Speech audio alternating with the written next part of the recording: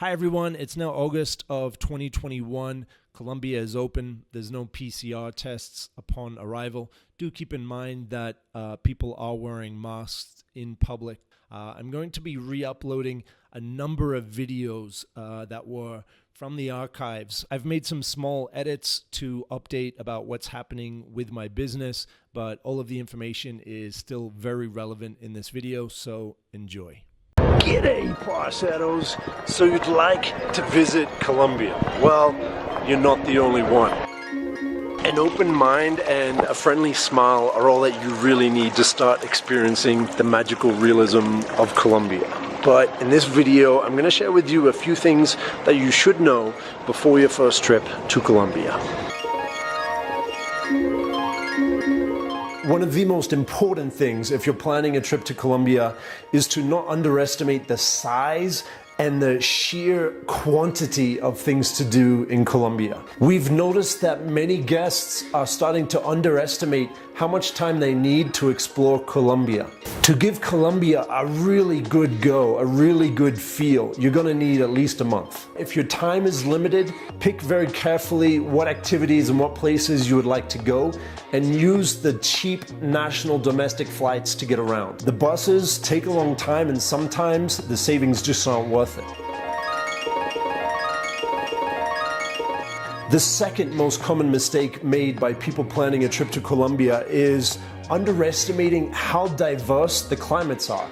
Yes, Colombia has the tropical Caribbean beaches, but it also has jungle and desert and high alpine desert and snow-capped mountains and beautiful springtime climates year-round in the coffee region. So depending on which of those zones you're visiting, you'll want to bring the appropriate clothing. Or just pick it up when you're here. The centro comerciales, the shopping malls, are modern and they're everywhere across the big cities of Colombia. You can get 99% of what you need and anything else you can send here through Amazon. If you're visiting the Amazon jungle or going to Tayrona National Park, you will need a yellow fever vaccine. You don't need it to enter the country and you can get it here if you didn't get it already. The cities are modern and much more developed than you might think, so your cut-off cargo shorts won't blend in too well in the cities. Which brings me to my next point.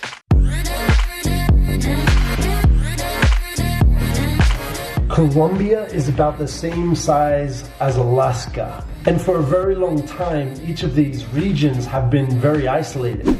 I mean, there's two coastlines, the Amazon jungle and the Andes mountains, which divide many of these places. Each of these parts of Colombia have developed a strong subculture of their own. They have different accents, they have different foods and recipes, they have different customs and different dances, and they dress differently. In Bogota, it's a cool mountain climate, so shorts and flip-flops are really out of place. Here in Colombia, it seems that the way you dress, the way you present yourself is representative of the type of society that you come from and the type of society that you want to interact with. Yeah, shorts and flip-flops can be a very distracting first impression of who you are.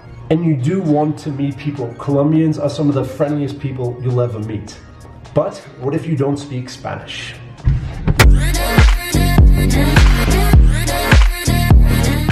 This is me thinking how I'm going to explain that you don't necessarily need Spanish to travel Colombia. But the microphone was malfunctioning, so here I am in my office to explain it a bit better. Not everyone speaks English in Colombia, so there's a few words that will definitely help get you started. Basic greetings and manners. Buenos dias, buenas tardes, buenas noches. Gracias, por favor. Learning basic numbers will help when it comes to getting directions, giving directions to taxis, asking how much things are in restaurants. Cramming some last-minute Spanish on the plane on the way here will definitely be worth it.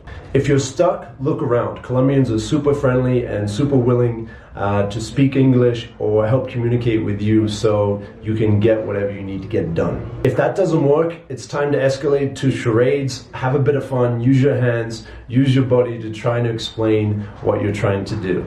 If that doesn't work, there's always Google Translate, so don't let the language barrier get in the way of you experiencing Colombia.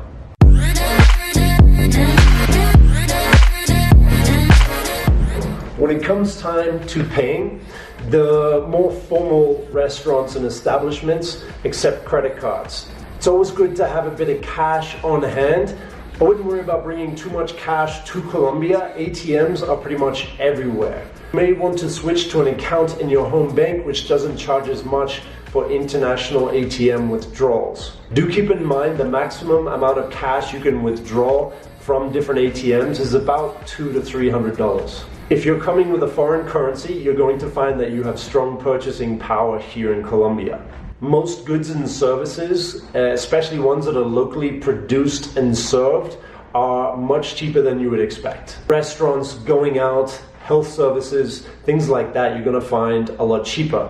Items that need to be imported to Colombia, in particular electronics or vehicles, you're going to find quite a large premium for those imported goods.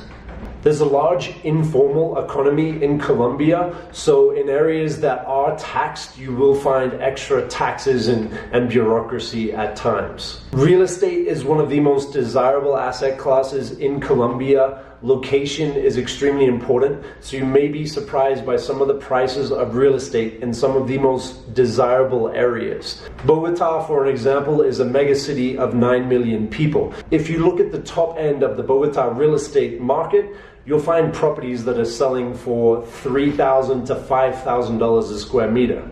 You'll see a strong entrepreneurial spirit in many people selling things from gum to pens to toys to chocolates.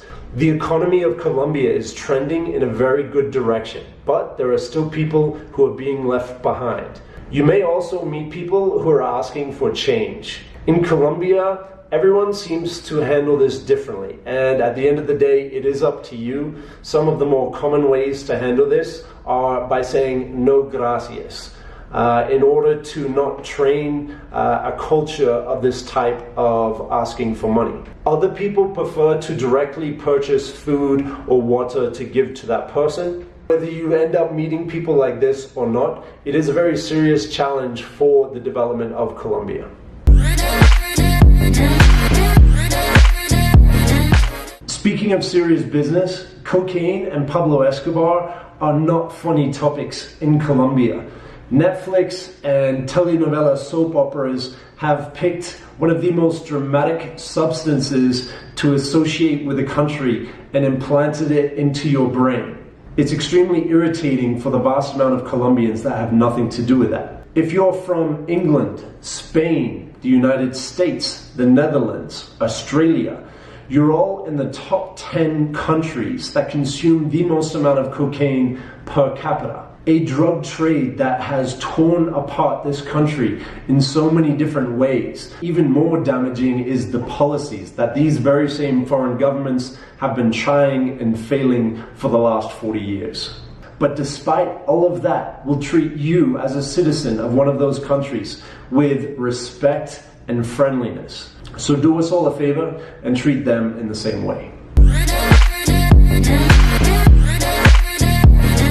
Over the past 20 years, Colombia has been resiliently progressing forward, and now millions and millions more people are living enriching lives. But on the fringes of this very beautiful movement, there are some unsavory characters who haven't got the memo yet. They're looking for someone who is not paying attention or presenting opportunities to extract valuables that may be worth 1 to 2 months of hard work. Conceal your valuables when you're in public and ask your concierge which parts of town should be avoided, if any. As you would anywhere else, consider a lot of general travel safety advice. In a club, watch your drinks, avoid taking a taxi late at night by yourself. There's apps like Easy Taxi and Uber that make it very simple to get a ride.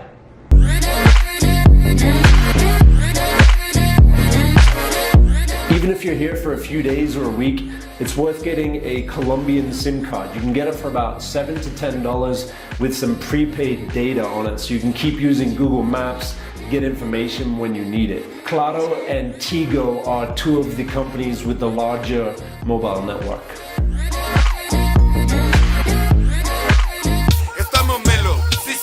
sisa. Estamos melo, sí, sí, sí, sisa. You gotta dance some reggaeton, some salsa. Jump on board. It's the Colombian expression of joy and happiness. Get involved. Listo pues. I'm gonna leave it here. Let me know if I missed any things that somebody should know before they come and visit Colombia. Make sure to like and subscribe so you don't miss more videos showing you what's going on here in Colombia. I'm gonna leave it to you guys to embrace your dreams, embrace your fears, embrace a life afar. Hi there, thanks for tuning in. I wanted to check in real quick and make sure that you've signed up to my newsletter. Each week I'm sharing lifestyle investment opportunities. These are investments that generate passive income as well as enable an independent international lifestyle. I'll be curating the best opportunities from Colombian and Latin American real estate, agriculture, crypto, and digital real estate. To sign up, head over to newsletter.sammiller.life.